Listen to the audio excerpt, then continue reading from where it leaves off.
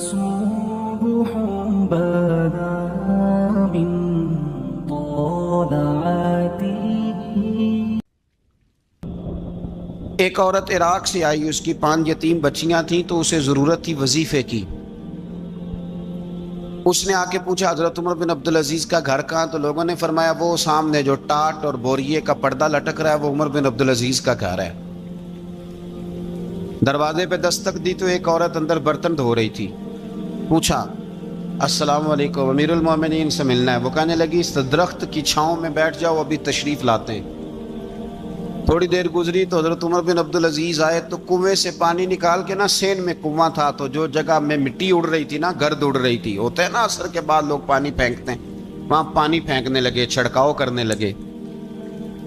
تو تھوڑی تھوڑی باتیں وہ خاتون آپ سے کرنے لگی. تو وہ جو عورت آئی تھی نا وہ کہنے لگی تم غلام سے باتیں کر رہی ہو، تمہیں پردہ کرنا چاہیے. وہ کہنے لگی یہ غلام نہیں، یہ میرے شوہر ہیں اور یہ امیر المومنین عمر بن عبدالعزیز ہیں. کہنے لگی یہ عمر بن عبدالعزیز ہے؟ کہا ہاں یہ عمر بن عبدالعزیز ہے. تو وہ خاتون حاضر ہوئی، کھجوریں اس کو دی گئیں کھانے کے لیے. اس نے کہا حضور میری 5 یتیم بیٹیاں ہیں، مجھے وظیفہ چاہیے. جناب عمر بن عبدالعزیز نے ایک بیٹی کا نام پوچھا، ولدیت پوچھی، وظیفہ لکھا. عورت کہنے لگی اللہ تیرا شکر ہے میری بچی کا وظیفہ لگ گیا. دوسری کا نام پوچھا، ولدیت پوچھی، عمر پوچھی، وظیفہ لگایا. اللہ تیرا شکر ہے میری یتیم بچی کا وظیفہ. 4 بچیوں کے وظیفے عمر لکھتے رہے. خاتون اللہ کی حمد کرتی رہی. 5ویں کا لکھنے لگے تو کہنے لگی میں نے زمانہ بڑا دیکھا ہے پر عمر بن عبدالعزیز تیری طرح کا بندہ نہیں دیکھا.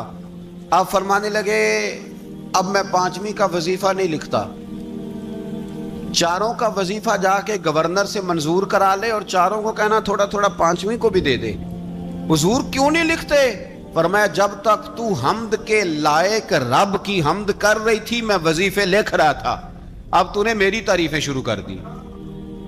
اپنی تعریف پر کیسے وظیفہ لکھوں؟ وہ تو حمد کے لائق ہے، اس کی حمد ہونی چاہیے، لیکن میں اپنی تعریف پر، اپنی خوشامد پر میں نہیں لکھتا. جا اللہ تعالیٰ تیری لیے بہتری کرے. وہ خاتون کہتی ہے میں وہاں سے آئی، مجھے مہینوں لگ گئے، سفر لمبا تھا. عراق پہنچی تو عراق کے گورنر کو جب میں نے وہ روکا دیا تو ان کی چیخیں نکل گئی، تڑپ کے روئے. میں نے کہا کیا ہوا؟ کہنے لگی بی بی جس نیک آدمی نے تجھے یہ لکھ کے دیا تھا نا، چند دن ہوئے ان کا انتقال ہو گیا. عمر بن عبدالعزیز پردہ فرما گئے. وہ خاتون پھر روئی، کہنے لگی یتیم بیٹیوں کا اب کیا بنے گا، اس رکے کا کیا بنے گا؟ تو آپ فرمانے لگے بی بی جب امیر عمر بن عبدالعزیز جیسا ہو تو گورنروں کو بھی اللہ کچھ توفیق دے ہی دیتا ہے. اگر انہوں نے تیرا وظیفہ زندگی میں لکھا تھا تو فکر نہ کر، جب تک میں زندہ رہوں گا وظیفہ پہنچتا رہے گا. آپ کے گورنر نے لکھا کہ حضرت صاحب گورنر ہاؤس کی عمارت کمزور ہو گئی ہے، نہیں بنا لوں. تو آپ فرمانے لگے تو عدل کا قلعہ کیوں نہیں بناتا، انصاف کی دیواریں کیوں نہیں کھڑی کرتا؟ فرمایا چھوڑ اینٹیں لگانا، عدل و انصاف کا قلعہ بنا. سب سے بڑی بات یہ تھی کہ بڑے پابند تھے صوم و صلات کے، دن کو تلاوت کرتے، رات کو عبادت کرتے، پنجگانہ نماز میں کھڑے ہوتے. اللہ کے خوف کی بات آتی تو چڑیا کی طرح پھڑ پڑاتے، ڈرتے.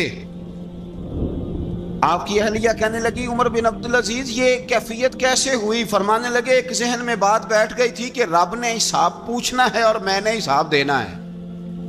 تو جس کو پتا ہونا میں نے حساب دینا ہے اور مجھ سے کسی نے حساب پوچھنا ہے، پھر سمجھیں حساب دینا ہے اور کسی نے حساب پوچھنا ہے، حساب دینا ہے اور حساب. تو فرماتے ہیں جب یہ ذہن بن گیا نا کہ میں نے حساب دینا ہے اور رب نے حساب پوچھنا ہے تو بس پھر میں نے حساب کر کے رکھنا شروع کر دیا. پھر میں نے کوشش کی ہے کہ حساب کروں کہ نا انصافی نہ ہو جائے، ظلم نہ ہو جائے. ایک آدمی بڑی دور سے چل کے آیا، عرض کی حضور آپ کے گورنر نے میرا مال چھین لیا ہے، واپس نہیں کرتا. تو حضرت عمر بن عبدالعزیز رحمۃ اللہ نے رکا لکھا، فرمایا میں نے تو تجھے نیک آدمی سمجھ کے گورنر بنایا تھا اور تو لوگوں کے مال نہیں واپس کرتا، فوراً واپس کر.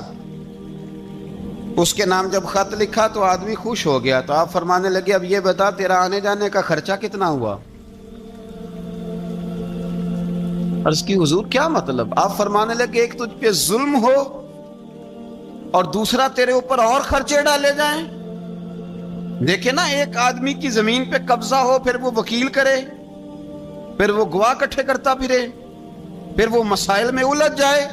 جناب عمر بن عبدالعزیز نے ہمیں ایک سوچ عطا فرمائی. فرمایا ایک تیرے اوپر ظلم ہوا، ایک تجھے اتنی تکلیف ہوئی یہاں آنے کی، اور ایک تیرا خرچ ہوا، بتا کتنے پیسے. عرض کی حضور میرا تو لاکھوں کا مال آپ نے واپس کرا دیا ہے، اب چھوڑے خرچے کو. فرمایا نہ بھائی، یہ میرے رسول کائنات کا دین ہے، اس میں ہم ہر شے کا حساب کر کے رکھیں گے. تیرا خرچ ہوا ہے، تیرا خرچہ ہوا ہے، تجھے آنا پڑا، تجھے جانا پڑا.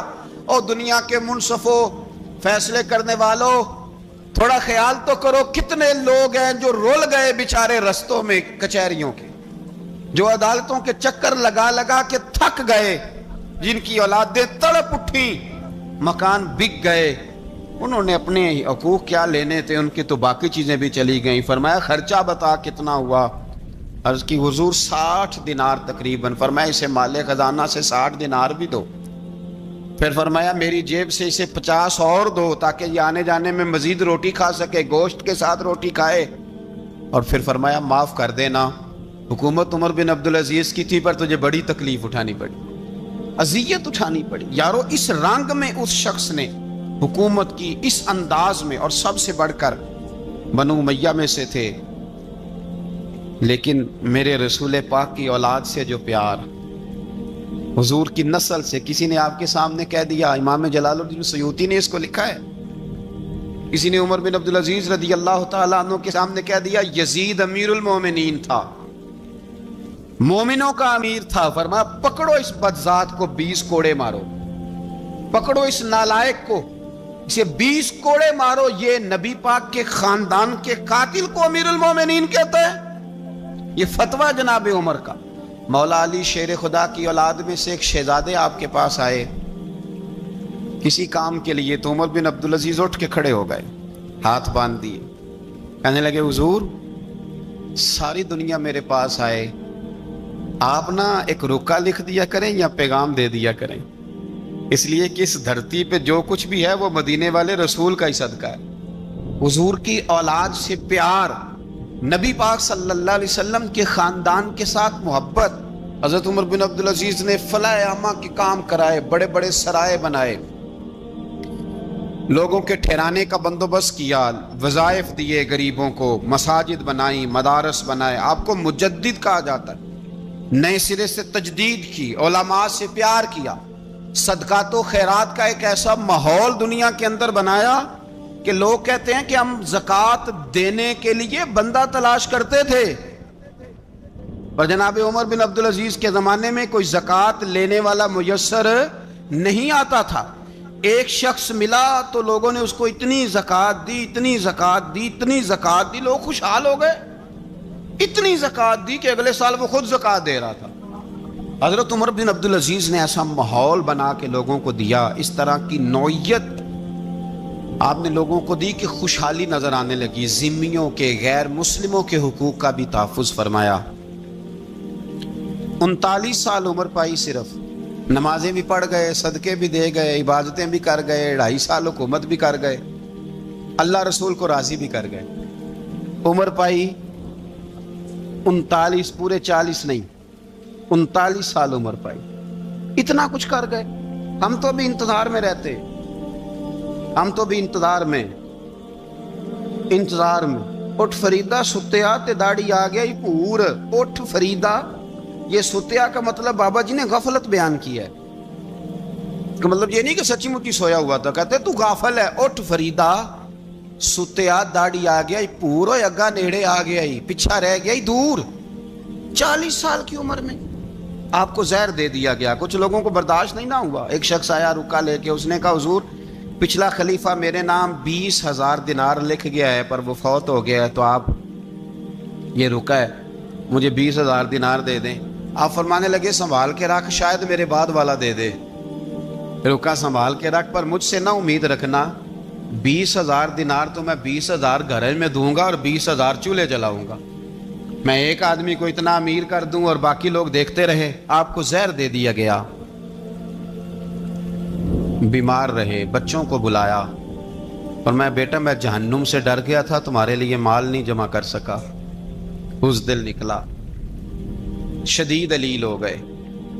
वो जो आयत मैंने पढ़ी है ना, आपकी अहलिया कहती हैं कि आखिरी वक्त आपकी ज़ुबान पर वो आयत जारी हुई, तिलका दारुल आखिरत नजअलुहा लिल्लज़ीना ला युरीदूना उलुव्वन फिल अर्दि वला फसादा वल आकिबतुल लिलमुत्तकीन।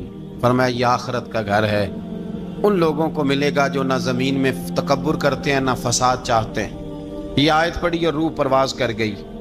मरने से पहले, विसाल से पहले 10 दिनार या 20 दिनार दे के अपने बेटे को भेजा। फरमाया गांव में जाओ और मेरे लिए ज़मीन खरीदो कब्र के लिए, और अगर गांव वाले खुशी से दे दें तो खरीदना, और अगर उन्हें दिक्कत हो तो उन्हें तंग ना करना। 10 दिनार की ज़मीन खरीदने के लिए जब बेटा जाने लगा तो उसने कहा हुजूर कुछ लोगों की ख्वाहिश है कि आपका जस्दे खाकी मदीने ले जाया जाए और नबी पाक अलैहिस्सलाम के पहलू में आपको दफन किया जाए। आप फरमाने लगे पुत्र मैं इस काबिल नहीं हूं कि हुजूर के साथ दफन किया जाए, ना मैं इस काबिल नहीं हूं। इस तरह करना, मेरे पास हुजूर के कुछ नाखून और बाल हैं, जब मेरा इंतकाल हो जाए तो मेरी कब्र में रख देना। और फिर हजरत उमर बिन अब्दुल अजीज ने फरमाया मुझे ना सस्ता कफन देना 2 दिनार का, इससे ज्यादा कफन ना देना, 2 दिनार का कफन। हुजूर आपका माल है कुछ पड़ा हुआ तो उसमें से अच्छा कपड़ा खरीदा जा सकता है। फरमाया ना भाई 2 दिनार का कफन खरीदना। हुजूर क्यों? फरमाया इसलिए कि अगर मैं नेक हुआ तो अल्लाह मुझे जन्नत का लिबास अता फरमा देगा, अगर मैं बद हुआ तो ये भी तो फाटी जाएगा, चीर दिया जाएगा, कब्र तोड़ देगी पसलियां, लिहाजा मुझे महंगा कफन ना देना। 2 दिनार का। आपके विसाल से कुछ अरसा पहले ना आपने एक कासिद भेजा, रूम के बादशाह के पास वो गया तो वहां उसने एक अजीब मंजर देखा कि वहां एक हाफिज़े कुरान नाबीना आदमी कैद है, उसकी आंखें मौजूद नहीं हैं और वो चक्की चलाता है, आटा पीसता है। उस कासिद ने उससे पूछा तो यहाँ कब से है और ये तेरे साथ मामला कैसे हुआ? तो वो कहने लगा मुझे इन्होंने गिरफ्तार कर लिया, फिर मुझे कहने लगे ईसाई हो जा। मैंने इनकार किया तो इन्होंने मेरी आंखें निकाल दी। अब मैं सुबह शाम ये थोड़ा सा काम करता हूँ, चक्की पीसता हूँ तो रोटी दे देते हैं। वो कासिद हजरत उमर बिन अब्दुल अजीज के पास आया और आके कहा हुजूर एक इस तरह का मुसलमान रूम के बादशाह के पास कैद है, एक मुसलमान की तकलीफ। हजरत उमर बिन अब्दुल अजीज ने जब सुना तो रो पड़े, और मैं वो कैद है और वहां कैद है और हम यहाँ आराम से बैठे हैं। फौरन रुका लिखा, कासी से कहने लगे वापस जा, रूम के बादशाह को जाके कह के उस नाबीना कैदी को फौरन आजाद करे, वरना मैं एक ऐसा लश्कर भेजूंगा कि इतना बड़ा लश्कर भेजूंगा कि उसका पहला आदमी तेरे पास होगा और आखिरी मेरे पास होगा, और तुझे फिर वो बंदा छोड़ना पड़ेगा। तो अभी छोड़ दे, मैं तुझे पैगाम दे रहा हूं। वो कासिद कहता है जब मैं रुका लेके पहुंचा, जाहिर है बड़ा लंबा सफर होता था, आने जाने में महीनों भी लग जाते थे। कहते मैंने रुका दिया तो उसने पढ़ा, कहने लगा मेरी तरफ देख के, रुका मैंने पढ़ लिया है, उलमा को जानते हैं, ताजर ताजरों को जानते हैं, तो बादशाह भी बादशाहों को जानते हैं। और मैं तुम मुसलमान हो मैं नहीं हूं, पर इतनी तुम इस दरवेश की कदर करते हो, मैं तुम सबसे बढ़कर कदर करता हूं। मैं इस बंदे को लश्कर लेके आने की तकलीफ नहीं दूंगा, मैं वैसे ही कैदी आजाद करने लगा, तुम ले जाओ। कहते मुझे चंद दिन वहां रहना पड़ा, कुछ लवाजमात थे जिनके लिए रुकना पड़ा। एक दिन मैं शाह रूम के दरबार में गया तो वो तख्त से नीचे उतर के रो रहा था और उसकी हिचकी बंधी थी और उसके सीने से आवाज निकल रही थी। मैंने पूछा लोगों से क्या हुआ, कहने लगे खुद ही पूछ लो। मैंने जाके कहा बादशाह क्या हुआ, क्यों रो रहे हो? तो कहने लगा आज धरती का हुस्न उठ गया है, आज सिंगार खत्म हो गया, आज धरती का हुस्न उठ गया। मैंने कहा क्या हुआ? कहने लगे उमर बिन अब्दुल अजीज इंतकाल कर गए, तुम्हारा अमीर चला गया। तो मेरे दिल में ख्याल आया, मैंने आह भरी, मैंने कहा फिर हमारे लिए क्या हुक्म है? तो फरमाने लगे वो चलता फिरता राहब था, لوگوں کے پاس کچھ نہیں ہوتا تو وہ فقیر ہوتے ہیں، پر اس کے قدموں میں تو خزانے تھے، پر وہ پھر بھی فقیر تھا۔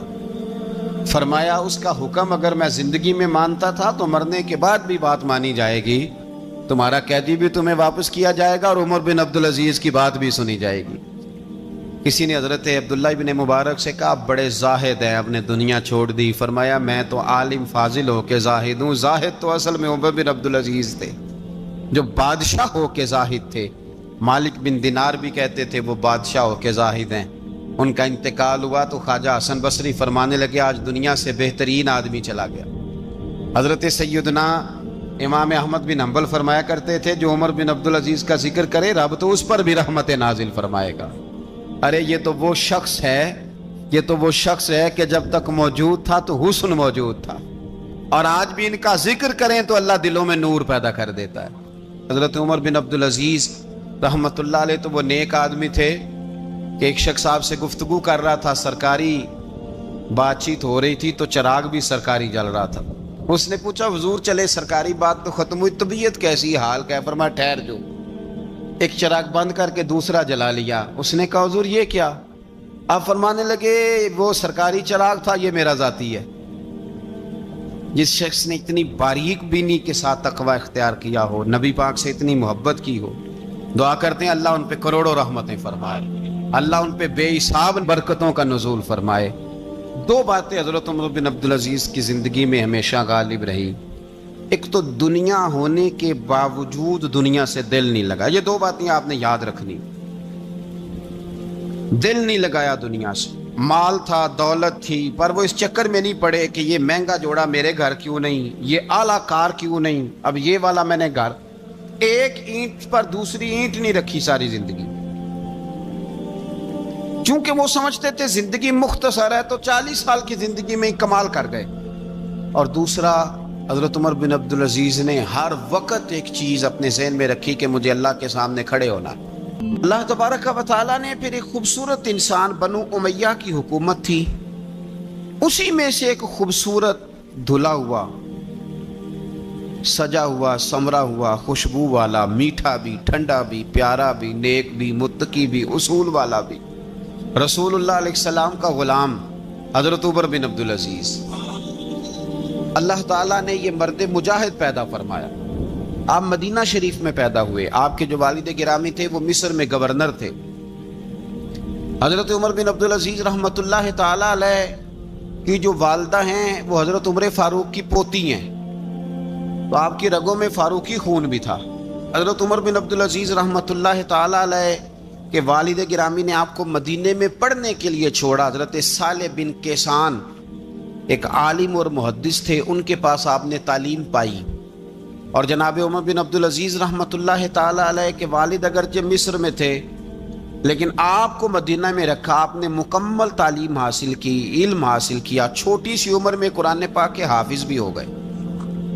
پھر جب بڑے ہوئے تو اللہ نے یہ موقع دیا، چونکہ خاندان کی حکومت تھی تو آپ مدینہ شریف کے گورنر بنے، اور مدینہ منورہ کے ساتھ ساتھ آپ کو طائف کی حکومت بھی ملی، مکہ مکرمہ کی حکومت بھی ملی۔ پھر بعض جگہ پہ تو یہ ہے کہ آپ نے خود کسی وجہ سے استعفیٰ دیا، اور بعض جگہ یہ ہے کہ سازش کر کے آپ کو معزول کیا گیا۔ لیکن حضرت عمر بن عبدالعزیز نیک بڑے تھے، پرہیزگار بڑے تھے، پر خوش لباس بھی بڑے تھے۔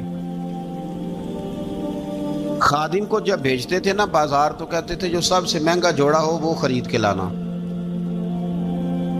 خوشبو بہترین استعمال کرتے تھے۔ جب گزرتے تھے تو لوگوں کو پتہ چلتا تھا کہ کوئی عام نہیں گزرا، عمر بن عبدالعزیز گزرے۔ جب تک گورنر رہے، جب تک خاندان میں رہے، ماحول اور رہا۔ سلیمان بن عبد الملک خلیفہ جب جانے لگے تو انہیں وصیت کر دی کہ میرے بعد عمر بن عبدالعزیز خلیفہ ہوں گے۔ یہاں تو لوگوں کو عہدہ ملے تو لوگوں کی کیفیت بدل جاتی ہے نا، لیکن جب حضرت عمر بن عبدالعزیز کا اعلان ہوا تو رونے لگے، ایک کونے میں بیٹھ کے رونے لگے، فرمانے لگے مجھے امید نہیں تھی کہ وہ اتنا بڑا بوجھ میرے کندھوں پہ ڈال کے چلا جائے گا، اتنے سارے لوگوں کا بوجھ، اتنے سارے لوگوں کی آزمائش۔ خیر چونکہ وصیت تھی، آپ کی بیعت لی گئی، بیعت لینے کے بعد آپ منبر پہ چڑھے تو فرمایا لوگوں میں تمہیں آزاد کرتا ہوں، اگر تم میرے علاوہ کسی کو حکمران بنانا چاہو تو مجھے کوئی اعتراض نہیں ہے۔ لوگوں نے کہا نہیں، آپ ہی ہمارے حکمران ہوں گے۔ حضرت عمر بن عبدالعزیز دنیا اسلام کے اندر ایسی مثال ہیں، اچھی طرح سمجھ لیں کہ جب حالات اب نہیں اب تر ہو گئے تھے، بد نہیں بدترین ہو گئے تھے، اور بڑے بڑے لوگوں نے عجیب ماحول گھڑ لیے تھے، اس ماحول میں آئے، لمبی نہیں 2.5 سال حکومت کی صرف، لیکن لوگوں کو حضرت صدیق اکبر کی یاد آنے لگی، لوگوں کو سیدنا فاروق اعظم کی یاد۔ آپ کی جو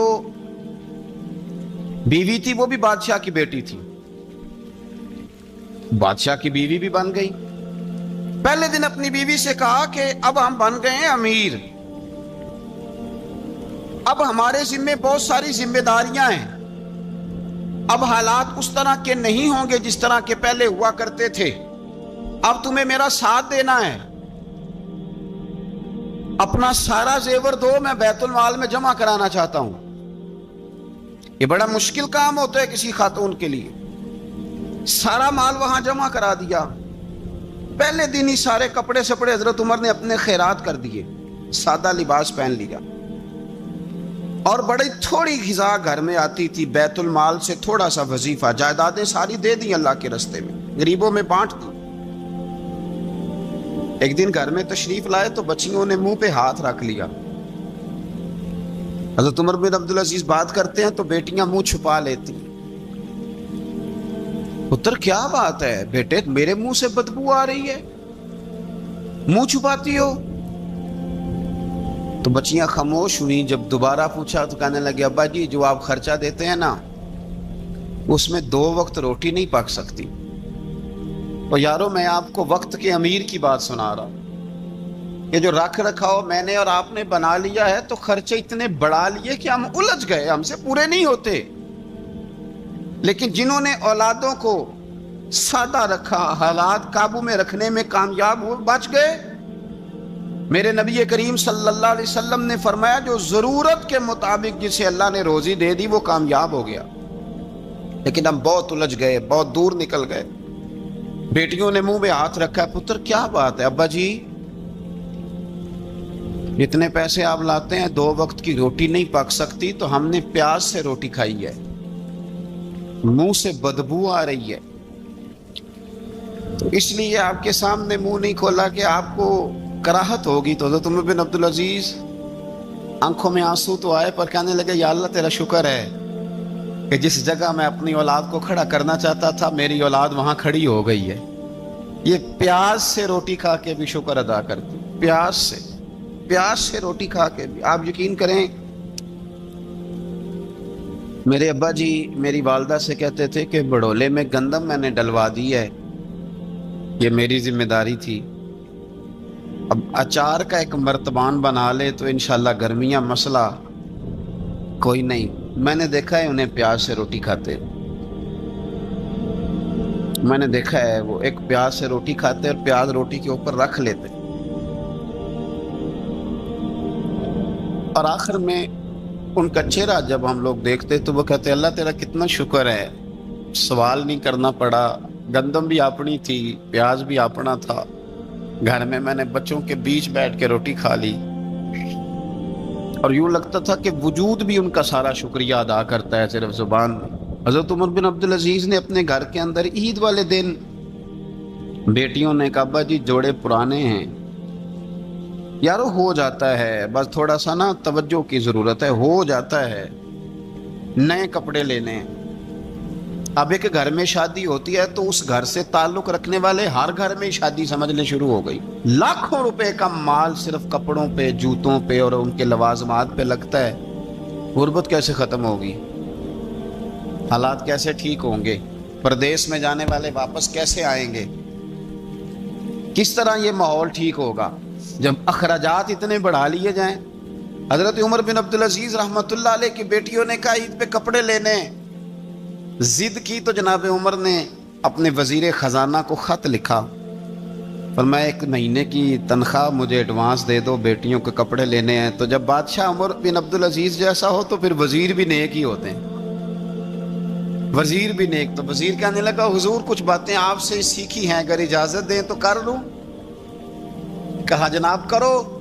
کہنے لگے آپ 1 مہینے کی تنخواہ ایڈوانس مانگ رہے ہیں، آپ 1 مہینے تک زندہ رہیں گے؟ یہ آپ سے سیکھی ہوئی باتیں۔ حضرت عمر بن عبدالعزیز کہنے لگے رب تیرا بھلا کرے، تو نے سوئے ہوئے عمر کو پھر سے جگا دیا۔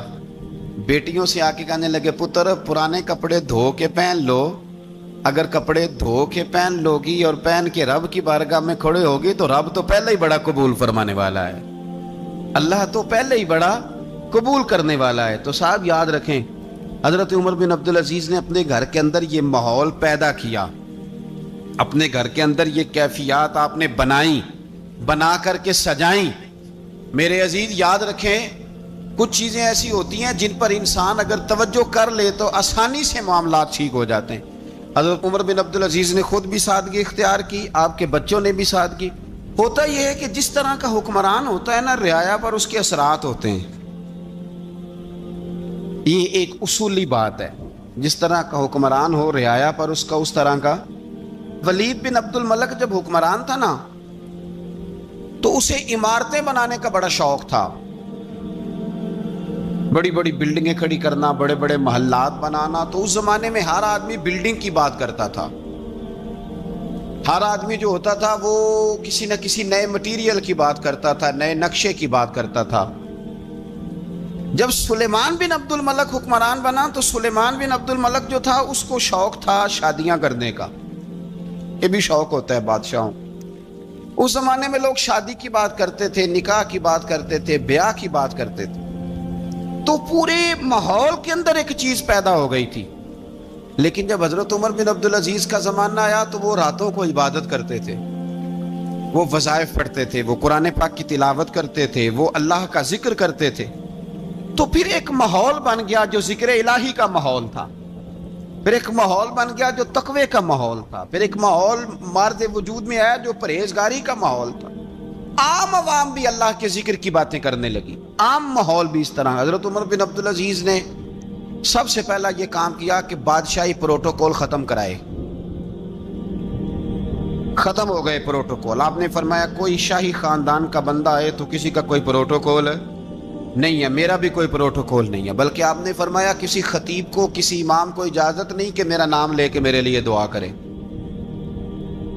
سب مسلمانوں کے لیے دعا کرنا، فرمانے لگے الحمدللہ میں مسلمان ہوں، جب تم مسلمانوں کا نام لے کے دعا کرو گے تو میں بھی اندر ہی آ جاؤں گا۔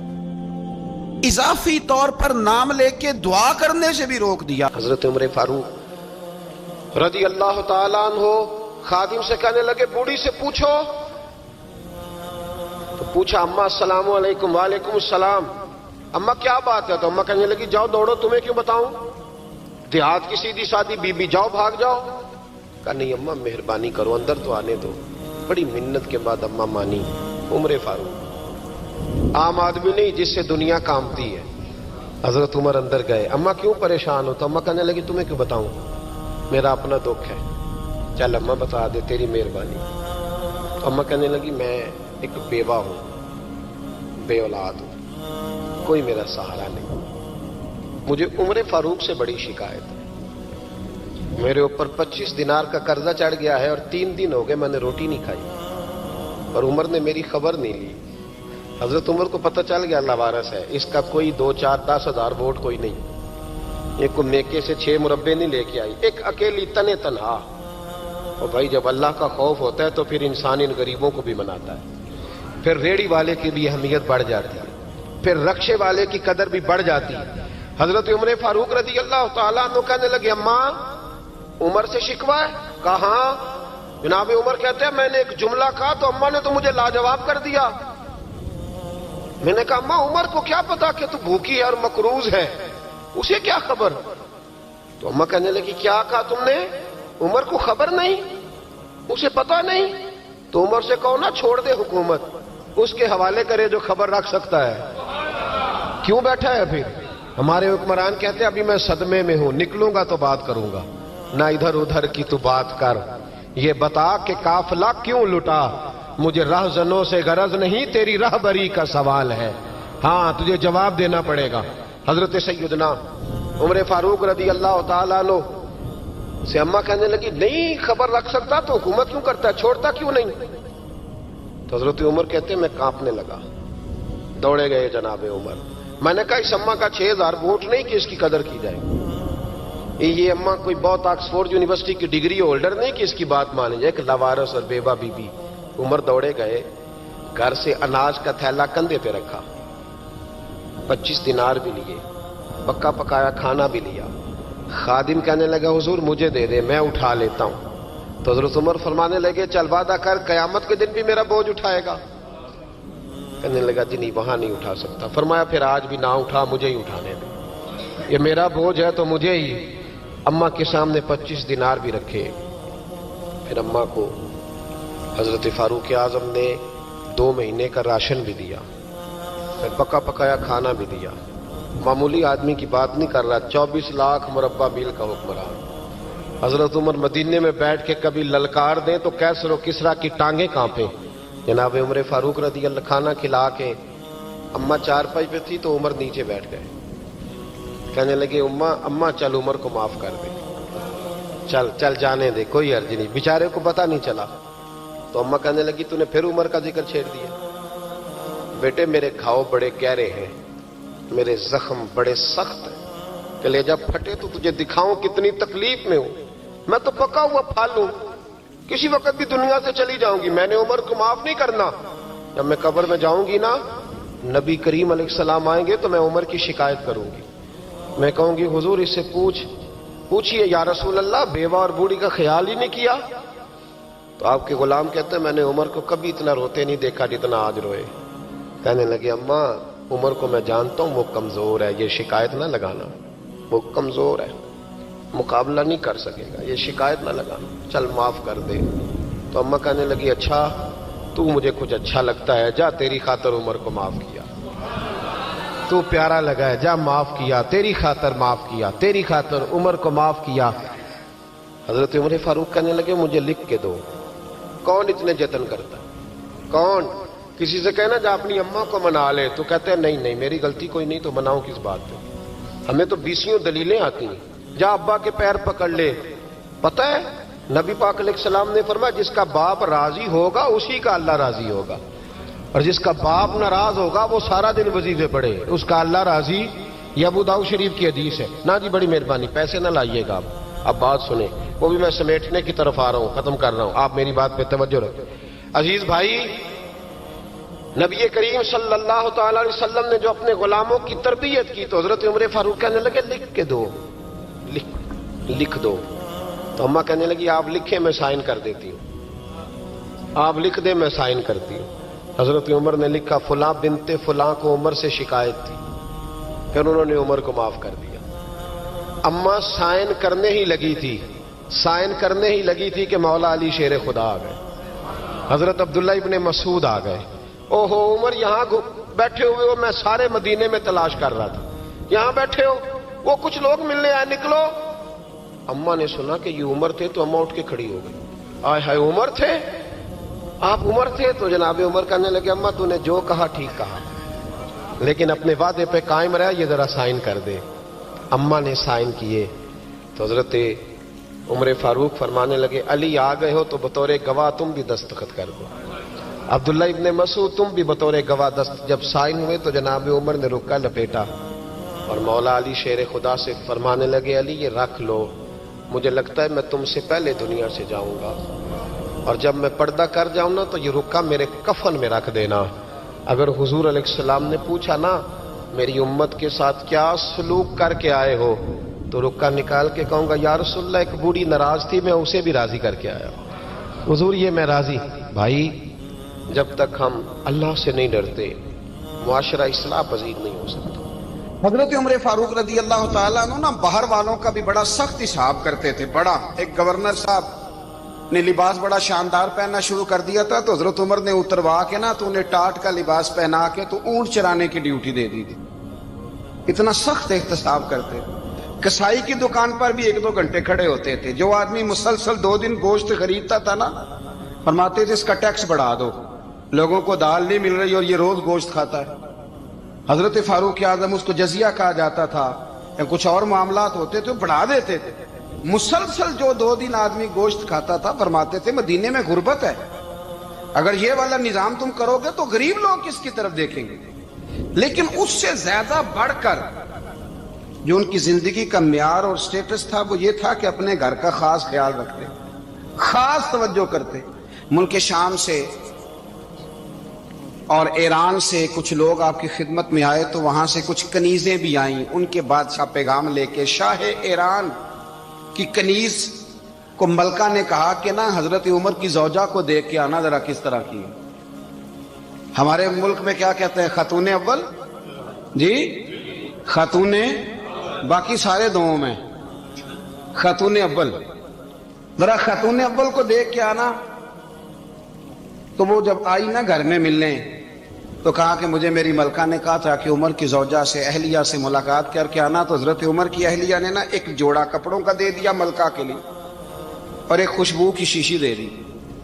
اب جب وہ تحفے وہاں گئے تو اس ملکہ نے نا کچھ سونے کا سامان بھیجا, کچھ زیورات بھیجے, کچھ تحائف بھیجے. جب حضرت عمر کے گھر آئے نا وہ خادم لے کے آیا, اس نے کہا جی آپ کی اہلیہ نے تحفے بھیجے تھے. تو جواب میں شاہ ایران کی بیوی نے, یہاں جس ملک کا وہ سفیر تھا, انہوں نے بھی یہ بھیجے. تو حضرت عمر فاروق نا وہ تحفے لے کے گھر گئے تو جا کے کہنے لگے اپنی اہلیہ سے, یہ تو کب سے تحفے تحائف بھیجنے لگ گئی ہے, یہ کب سے نظام شروع ہو گیا؟ تو کہ حضور تحفہ دینا لینا تو ٹھیک ہے, سنت ہے, محبت بڑھتی ہے, تو یہ کوئی قباحت نہیں, اور میں نے اپنی ذاتی استعمال کے لیے جو چیزیں رکھی تھی وہ میں نے دی ہیں.